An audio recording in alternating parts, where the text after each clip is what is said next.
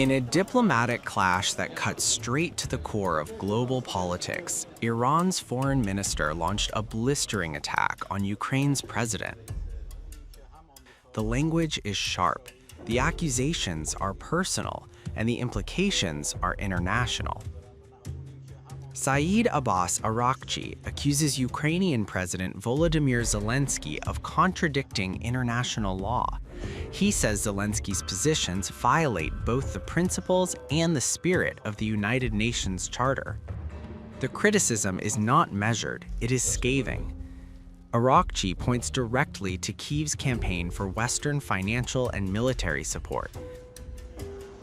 He accuses Zelensky of shaking down American and European taxpayers. He says Zelensky presents himself as defending Ukraine against what he calls an illegal invasion, but Araghchi claims this narrative masks corruption at the top. According to Araghchi, Zelensky has filled the pockets of corrupt generals while invoking the UN Charter for protection. He says this makes Zelensky's latest statements deeply contradictory, and he says the contradiction is impossible to ignore. Araghchi is particularly incensed by Zelensky's call for US military action against Iran. He describes that call as shameless. He says it amounts to an appeal for an illegal American attack on Iran, and he says it directly violates the very same UN charter Zelensky claims to defend. The Iranian foreign minister says the international community is growing tired of this behavior. He dismisses what he calls inconsistent rhetoric and political theatrics. He says the world is tired of confused clowns. The phrase lands with intent. Then, Araghchi draws a sharp contrast. He says Iran does not rely on foreign powers or mercenaries. He says Iranians know how to defend themselves, and he insists Iran has no need to beg outsiders for help.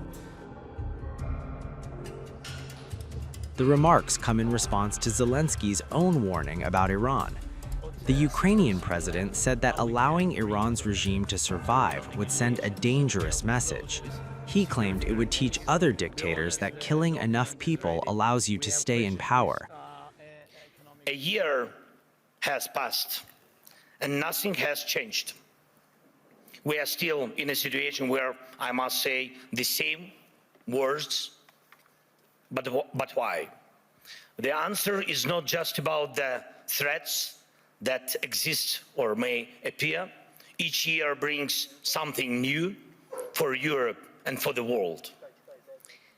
Everyone turned attention to Greenland.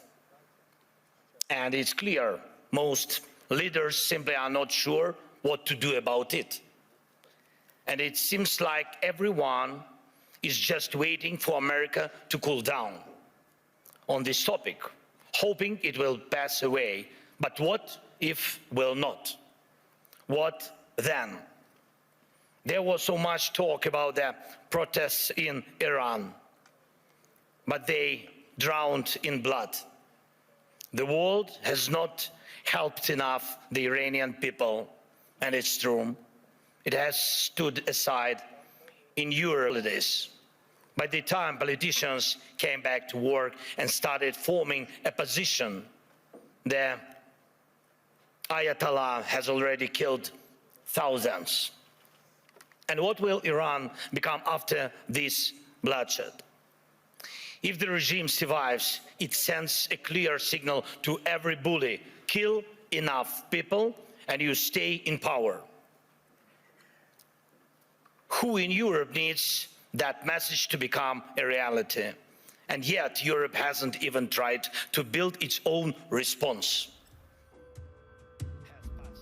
Zelensky also addressed Iran's crisis, noting that everyone's waiting to see what America will do. He slammed Europe for offering no help to the Iranian people and warned that refusing aid to those fighting for freedom always brings dire consequences. As for Iran, everyone is waiting to see what America will do.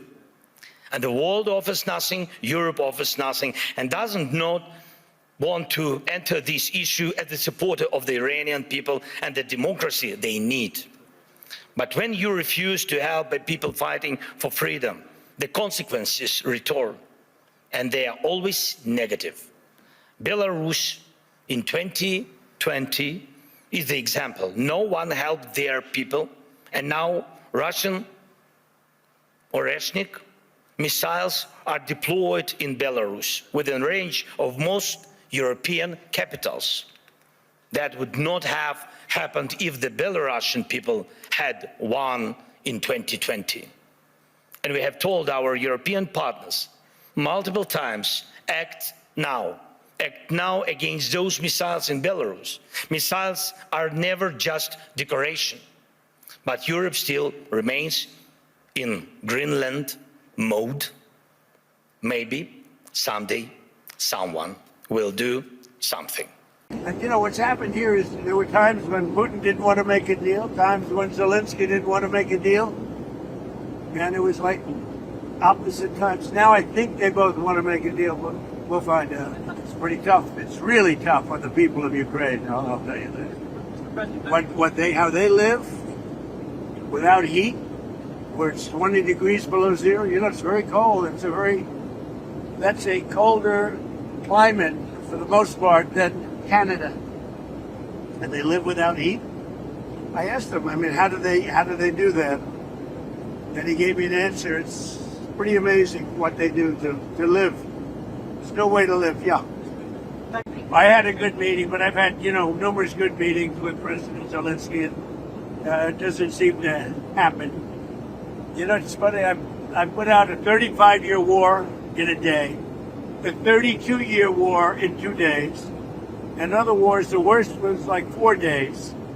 And this one goes on and on forever. And actually, they may have been more complex. And they'll make concessions. Everybody's making concessions to get it done. Europe is going to be a part of it. It's got to be a part of it. Look, it's more for Europe than for me. I mean, I'm doing this more for Europe than for me. I'm doing it to save lives, number one. I'm doing it secondarily for Europe. I'm not doing it so much for the U.S. It doesn't affect us very much. Other than the loss of lives, you know, we're not affected by this deal. It's thousands of miles away. We're separated by an ocean. But I have an ability to get things done like this, and we'll see if I can get it done. I mean, it would never have gotten done. I thought Putin wanted the whole thing. Maybe he does, but he's not gonna be going there unless we don't make a deal. We had a good meeting today with President Zelensky. I think a very good meeting. And you know, what's happened here is there were times when Putin didn't want to make a deal, times when Zelensky didn't want to make a deal, and it was like opposite times. Now I think they both want to make a deal, but we'll find out. It's pretty tough. It's really tough on the people of Ukraine, I'll tell you that. How they live without heat, where it's 20 degrees below zero, you know, it's very cold. That's a colder climate for the most part than Canada, and they live without heat.